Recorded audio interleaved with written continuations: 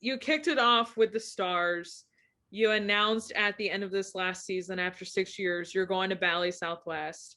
But your time with Dallas, like that was a good amount of time with them. Correct me if I'm wrong. You applied for the job, didn't know a thing about hockey. Yeah, that's correct. And I didn't really like apply for any job. I got lucky to be put in contact with their director of marketing at the time, literally via Twitter, which in 2015 wasn't as common as it is now to like have someone slide in your DMs professionally. And so just by chance made that connection. And they told me in 2015, like, we don't have any openings, but we can pay you this amount to work 3 days a week and home games. And so since I could live with my parents in Dallas, it was like financially viable. And I Yeah. was like, oh, even this amount of money to make videos? Like, of Yeah. course. And then fortunately that I like doing that and am passionate. So that translated to working hard and getting a full-time offer from Yeah. them the following season. Nice. So definitely not the typical application and interview employment story, but yes, I didn't know any hockey going into that. Do you know a little bit more now? Do you understand a little bit more now? Yes, I feel very like I could confidently break down film on anything Okay, based on where I'm at now. sweet. Good to Crazy, yeah. know. Yeah. um your time with Dallas, what is I know it's like so hard to pick, but like what is the thing that you're going to take away from your time with the Dallas Stars?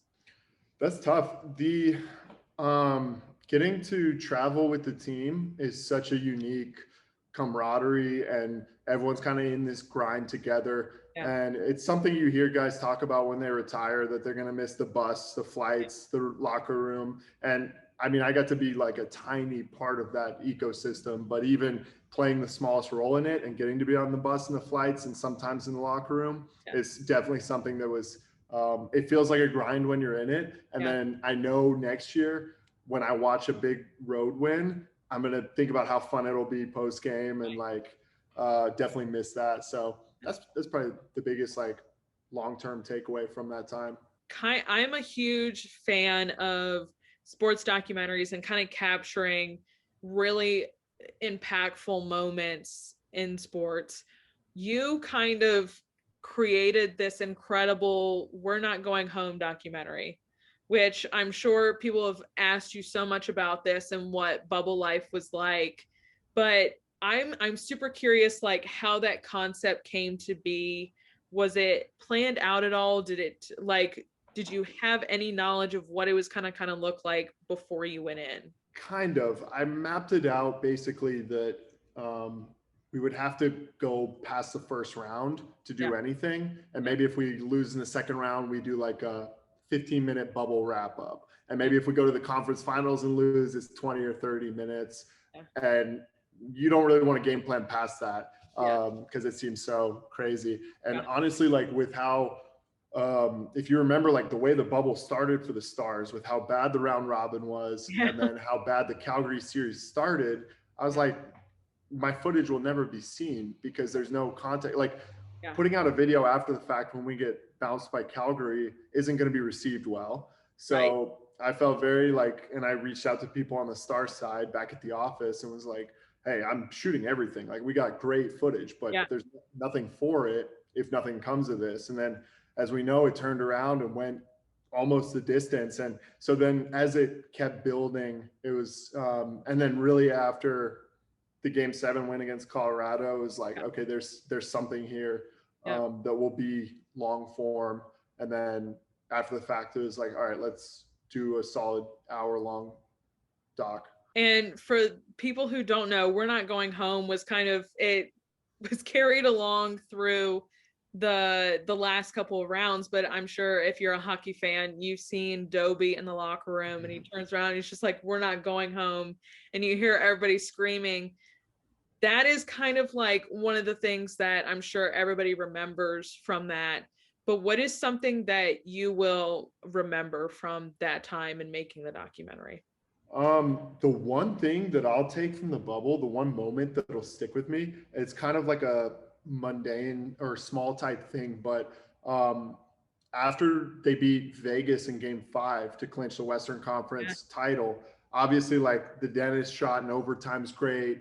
all that. But like I was so focused on shooting and like you're kind of not in it. And then I went back to the locker room, everyone's celebrating, shoot that. And the moment I was handed a shirt and hat, which is like something you see growing up as a sports fan on TV, like the locker room, Western Yeah. Conference champion shirts. And like, Oh, it's yeah. something you'd never be a part of. And I wouldn't be a part of that if it wasn't in the bubble. Yeah.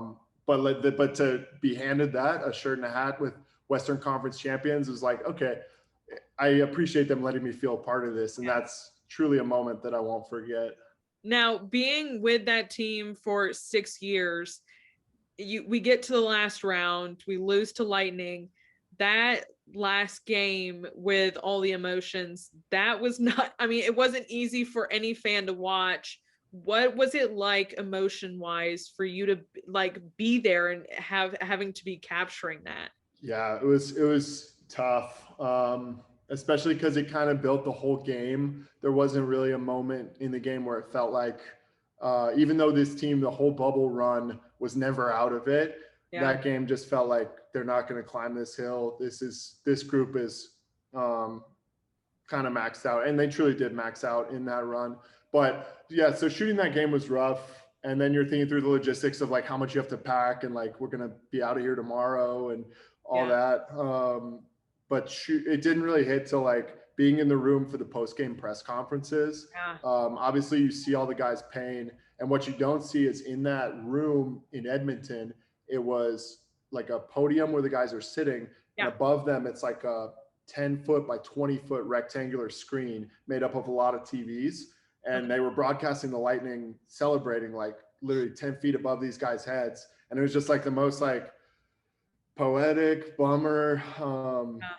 It was kind of, it all hits then. And then obviously Jamie sitting there not being able to speak was just like, this hurts. But at the same time, it makes it, I don't know, it gives value to that whole journey and makes you kind of appreciate sports. It is very poetic, especially when you see your captain act like that. I mean, you know how hard they have worked. So to see your captain be that emotional, you know that everybody had everything they had in those games. So it was super emotional to watch, just because you knew after when the documentary came out, you knew what had happened already.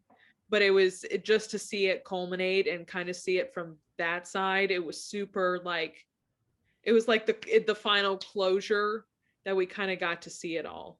Yeah, and the other weird part that was just as emotionally poignant was the next morning. Kind of like the Canadian guys got to stay in Canada and go home.